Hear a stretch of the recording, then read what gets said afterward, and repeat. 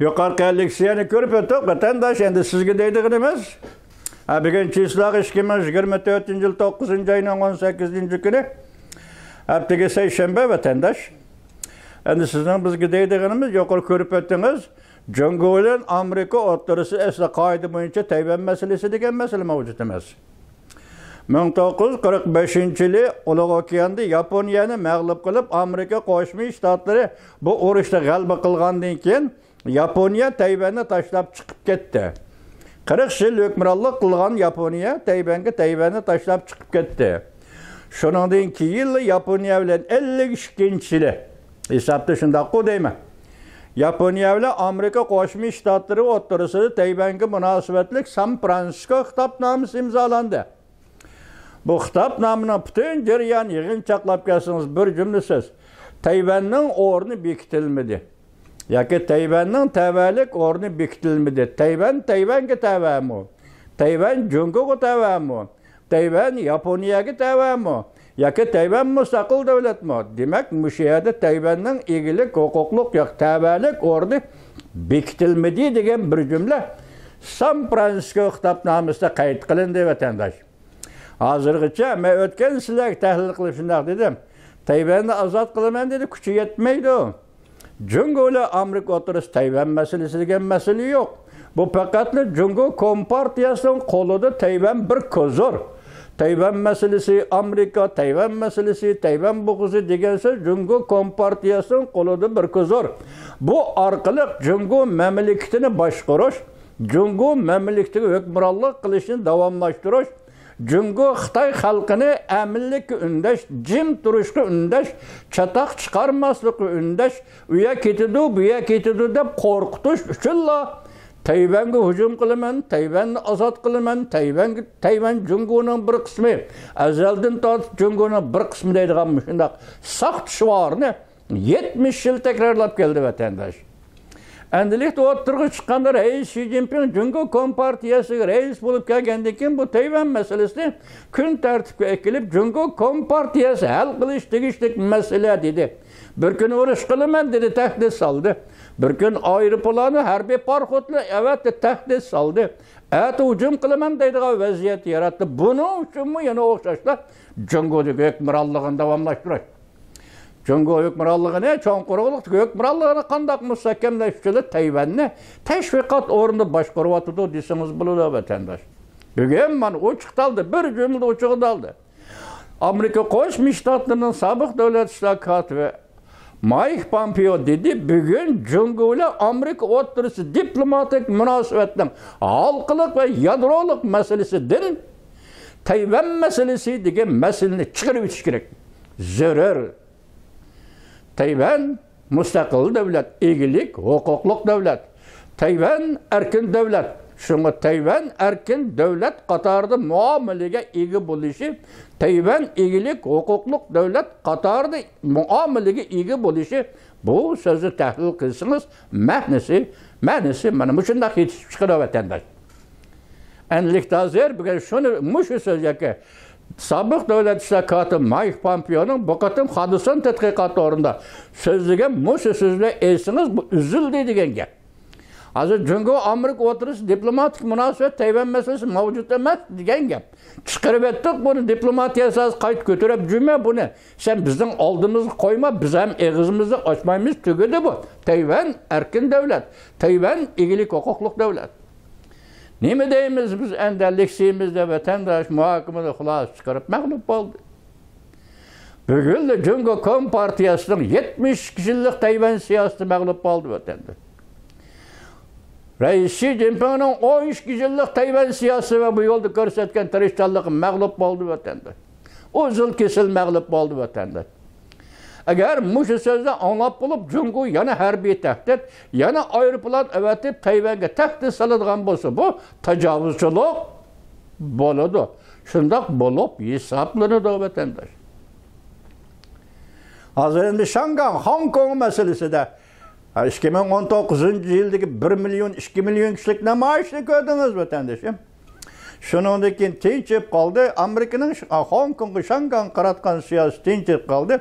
Uning sababini mana bugun bildik, bugun tushundik.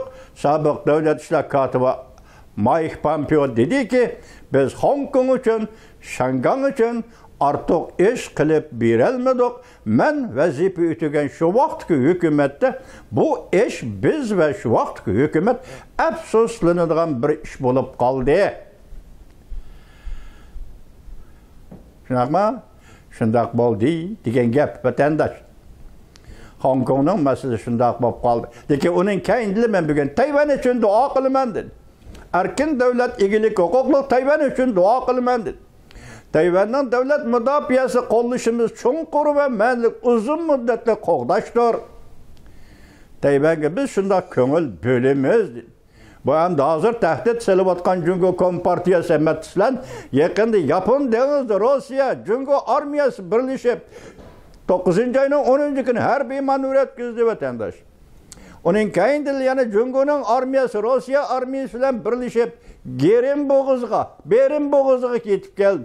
Yani Alyaska'nın pekadaki yetip geldi. Alyoshin degan bir Rus tutilmi ve İngilizcesini bilmeden takım arallarga Amerika Qo'shma Shtatlari derhal askar yo'tkadi. Demek bu tehditlerinin hepsi Amerika'ga emas. Asaslığı Janubiy dengiz ve Tayvan bo'g'ozi Tayvan qilayotgan tehdit. Çünkü Kompartiyasining tehdidi mushu darajaga yani Rossiya bilan birlashib. Balki Tayvan bo'g'ozida ishlarish uchun Rossiya bilan birlashib harbiy manevr elib xalqaro jamiyatga ko'rsatdi desangiz bo'ldi vatandosh. Bugun endi 5'da professor tarix siyosat fanlari doktor Mingjujan apandining aytgan ikki jumla so'z nima dedi? Bugun Jungo hukumati shundoq bir qiyin o'tkalga keldiki, u Rossiyaga yordam beraman deydi. Berelmedi. Çünkü bu yol halakat yoludur. O Rusya'nı taşrif etemendeydi. Lekin taşrif etelmeydi. Çünkü bu yol halakat yoludur. Demek muşunda qiyin ötkel, qiyin payt, qiyin bosqichda Rusya Jungo oturusiki münasebet muşuya yetip geldi. Yardım beremsen, yardım berelmemsen. Taşrif etemsen veya ki yardım beremsen. Demek Ukrayna uruşu, Rusya qo'zg'agan Ukrayna urushiga Jungo Kompartiyasi şipada bildirdiği vaqt keldi. Bu soğuk yaqinlab keldi. Hozir Jungo Kompartiyasining sekretari Reis Xi Jinping jonni tikib qo'ygandek alpozda turibdi. Ukraynaga qarshi Rossiyaga yordam berib askar chiqaramdi. Askar avatalamdi. Tevekkelçilik kılamdı, karamlık kılamdı. Bu sual ihtimallık içindeki sual, ya ki vaziyetinin ihtimallık içindeki terakkiyatı da hazır Mingjujan şu nesli oturga etti. Endenen hazır koşup kilidgan bolsak, muavin devlet, sabık devlet işler katibi, sabık devlet işler katibi Mike Pompeo, bugün hadisan tadqiqat o'rni shundoq degan ekan, hozir Jungo turayotgan shu vaziyat. Rossiyani tashrif etaymi va yoki Rossiyaga yordam beraymi? Rossiyaga askar chiqaraymi va yoki qanday qilay? Shikilnib turgan yoki jon tikish oldi turgan vaqtda Tayvan egilik huquqliq davlat dedi sobiq davlat ishlar kotibi Mike Pompeo.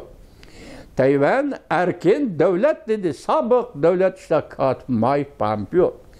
Tayvan azaldan Jungoning bir qismi bo'lib boqqan emas deb hukm qildi Amerika Qo'shma Shtatlari sobiq davlat ishlar kotibi Mike Pompeo.